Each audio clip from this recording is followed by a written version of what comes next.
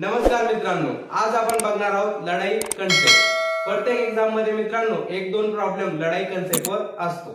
या टाइप मध्ये असे प्रॉब्लेम येतात मित्रांनो जिथे दोन संख्यांचे गुणोत्तर दिले असते, त्यात पहिल्या संख्येत काही नंबर ऍड केले किंवा दुसऱ्या संख्येत काही नंबर वजा केले तर गुणोत्तर चेंज होते। किंवा मित्रांनो मासिक उत्पन्नाचा रेशो दिला जातो आणि त्याची काही बचत असते, नंतर त्याचा खर्चाचा रेशो सुद्धा दिला असतो। अशा टाइपचे प्रॉब्लेम मित्रांनो आज आपण बघणार आहोत। मग कुठलाच टाइमपास न करता मित्रांनो सुरू करूया आजचा व्हिडिओ। पहिला प्रश्न मित्रांनो, दोन संख्यांचे गुणोत्तर आपल्याला काय दिले मित्रांनो 9:4।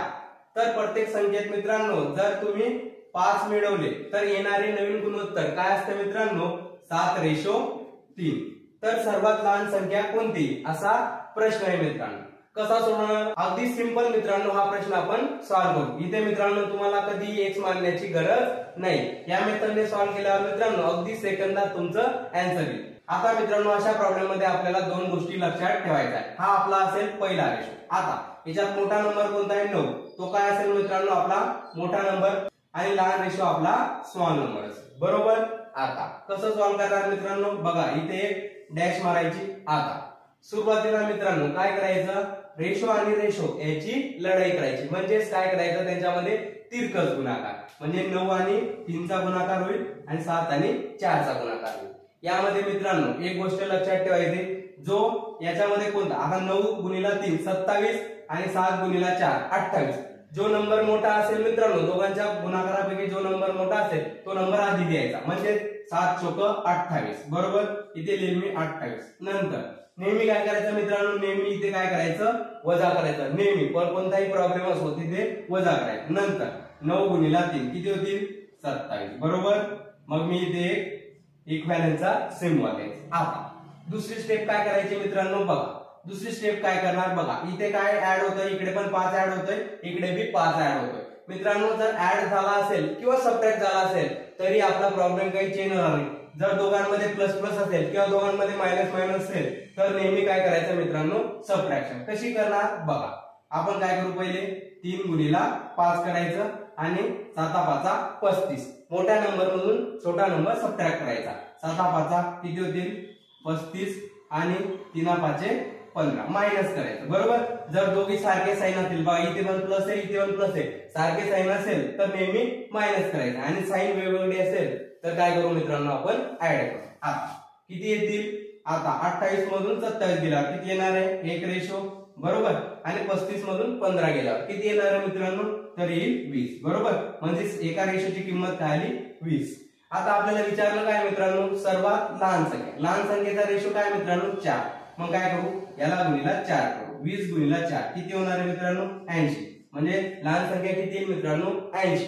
आणि मोठी संख्या इथे विचारली नाही, पण जर विचारली तर कशी काढणार, आता बघा मोठ्या संख्येचा रेशो किती आहे 9 आणि त्याला गुणिला हा 20 करू। 9 गुणिला 20 किती येणार आहे मित्रांनो, तर ती 180। ही येईल मोठा नंबर आणि हा येईल छोटा नंबर। सिंपल, अगदी सहज 2 स्टेप मध्ये आपण याचा आन्सर काढू शकतो। बघूया पुढचं एक्झाम्पल, जेणेकरून आपली अजून प्रॅक्टिस होईल। दुसरं एक्झाम्पल मित्रांनो, आपल्याला एक्स आणि वायचा इन्कमचा रेशो दिलाय। किती दिलाय मित्रांनो इन्कमचा रेशो, तर तो दिलाय मित्रांनो 4:3, बरोबर। नंतर पुढे मित्रांनो त्याचं एक्सपेंडिचर दिले, म्हणजे त्याचा खर्चाचा रेशो दिलाय। किती दिलाय मित्रांनो, तो आहे मित्रांनो 3:2, बरोबर। आणि त्याची सेव्हिंग किती दिली मित्रांनो 600 रुपये, म्हणजे 600 रुपये तो बचत करतो। तर मित्रांनो आपल्याला दोघांचं एकूण उत्पन्न विचारलं गेलेलं आहे। आता मित्रांनो हा त्याचं इन्कम आहे। इन्कम मधून मित्रांनो जर आपण त्याची बचत ही सबट्रॅक्ट केली, म्हणजे वजा केली, तर त्याचा खर्चाचा रेशो येईल, बरोबर। आता सिंपल हा प्रॉब्लेम आपल्या लढाई कन्सेप्टवर आपण सॉल्व्ह करू। कसं करणार बघा, काय सांगितलं मी पहिले, सुरुवातीला रेशो आणि रेशोची लढाई करायची, बरोबर। आता 4 गुणिला 2 किती होता 8 आणि 3 गुणिला 3 किती होता 9। जी मोठी संख्या असेल ती अगोदर लिहायची, याच्यामधून नेहमी मायनस करायचं। 4 गुणिला 2 किती होतील 8, बरोबर। इथे 3 डॅश द्यायचं। आता पुढची स्टेप, इथे काय होतं मित्रांनो, इथे मायनस आहे इथे पण मायनस आहे। जर दोघी साइन सारखी असेल तर काय करायचं मित्रांनो वजाबाकी, मी तुम्हाला सांगितलंय। मग काय करू आपण 600 गुणिला 2 किती होतील 1200 आणि 600 गुणिला 3 किती होणार आहे 1800। मोठ्या संख्येतून लहान संख्या वजा करायची, म्हणजेच 1800 - 1200, बरोबर।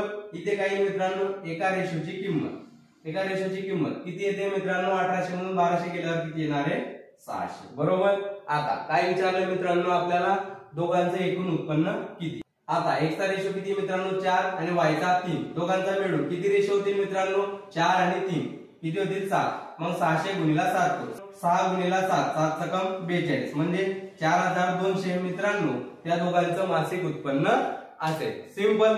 बघूया पुढचं एक्झाम्पल म्हणजे पुढचा टाइप दोन संख्यांचे गुणोत्तर आपल्याला किती दिले मित्रांनो 4:9 जर मोठ्या संख्येत 8 मिळवले व लहान संख्येतून 4 वजा केले तर मोठी संख्या ही लहान संख्येच्या 20/7 पट असते असा प्रश्न आहे। हे एक्झाम्पल मित्रांनो लढाई कन्सेप्टने अगदी सेकंदात सॉल्व्ह होईल। कसे काय दिले मित्रांनो या एक्झाम्पल मध्ये 4:9 म्हणजेच मित्रांनो ज्याचा रेशो लहान ती संख्या काय असेल लहान म्हणजे 4 इथे लहान आहे 9 पेक्षा म्हणजे हा काय असेल लहान संख्या आणि 9 मोठा आहे म्हणून ही काय असेल मोठी संख्या लार्ज नंबर बरोबर। आता काय म्हणतोय तो मोठ्या संख्येत 8 मिळवले म्हणजेच याच्यात नावामध्ये +8 मिळवले आणि लहान संख्येतून 4 वजा केले बरोबर।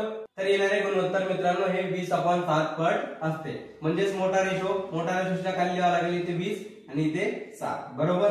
आता आपला लढाई कन्सेप्ट लावू। आता बघा 20 गुणिला 4 करू आणि 9 गुणिला 7 बरोबर। 20 गुणिला 4 किती होणार आहे 80 मोठा नंबर आहे तो इथे लिहावा लागेल नंतर 7 गुणिला 9 9 7 63 नेहमी काय करतो आपण वजा बरोबर नंतर इथे 3 डॅश। आता बघा मित्रांनो इथे काय करतोय तो इथे मायनस करतोय इथे प्लस करतोय बरोबर।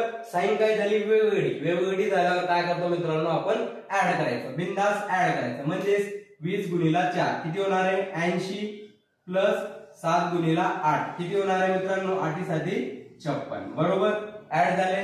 आता 80 मधून 63 गेल्यावर किती होणार आहे मित्रांनो 17 बरोबर 17 आणि 80 प्लस 56 किती होणार आहे मित्रांनो तर ते होतील मित्रांनो 136 बरोबर।